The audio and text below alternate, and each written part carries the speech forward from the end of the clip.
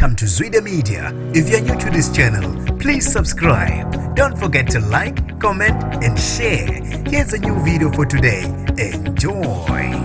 Ucishe walufela ubala usomahlaya uvuse Mkhandabili waziwa ngoMavusanavo wase Mabopane eTshwane ohlaselwe ngotsotsi emzini wakhe bamgwaza inqwaba yamanxeba bamshiya bethi ufile. Ngimbingelele ngiphinde nginamukele kuphina kuphi lanibona khona le video. Mangoqala usijona leli khasi wamwelekela igama lami ngosibonga konke wakandwande mothanda ungangibiza intatheli ka YouTube. Ngicela usilandele ku Instagram @zwide_media. Ucishe walufela ubala usomahlaya owaziwa ngoMavusanavo okholelwa ukuthi otsotsi abamhlasela emzini wakhe eMabopane eTshwane bebethunyelwe ngabantu abathile ukuba bezoqeda ngempilo yakhe. Lo somahlaya uthi bengisanda nakusuka kweminye imicimbi la ngishiye khona abantu befa insini emva kweperformance yami la bengiyoperforma khona kwenye yezindawo. Uthe ngiba ngifika nje ekhaya kube sengingenelwa ngabantu abangigwaza inqwaba yamanxeba bangishiya bethi ngifile. Lo somahlaya uneminyaka engu-39 igama lakhe langempela kuvuse Mkhandabili utshele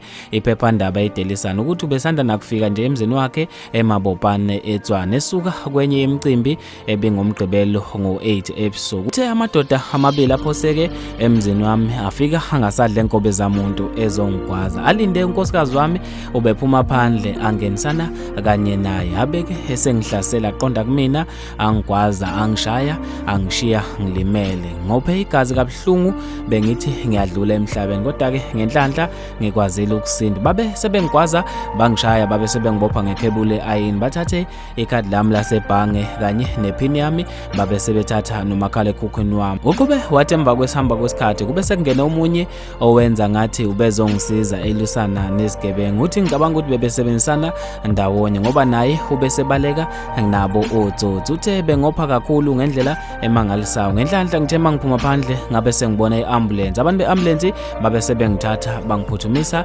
esibhedlela ngokukhulu ukusheshsha. Badlule nami ku-ATM safike sablocka ikhadi lami. Uthe ngizamangele namanje kuba ngisaphila njengoba sengisaba nokusaba ukuhlala emzini wami. Uthi ngiyathemba ukuthi lesigebengu zingahle zibuye njengoba kuyacaca ukuthi bezithunyelwe khona la emzini wami abantu abangazi. Uqhube wathi ngisola ukuthi abantu laba abalwisana nekhono lami njengoba ngumuntu oyayehlekisa abantu ngendlela emangalisayo. Abanye ke ozakwethu bayaye bengakuthandi lokho nabantu ke futhi bayangithanda kakhulu. Bafethu lezi indaba ezebhlungu ngendlela emangalisayo. Ngizofisa ukwazi ukuphala kwakho khona lapha kwi-comment section. Mina nje ngentathela YouTube sengiphuma kanje ngithi awungibambe evidweni elandelayo.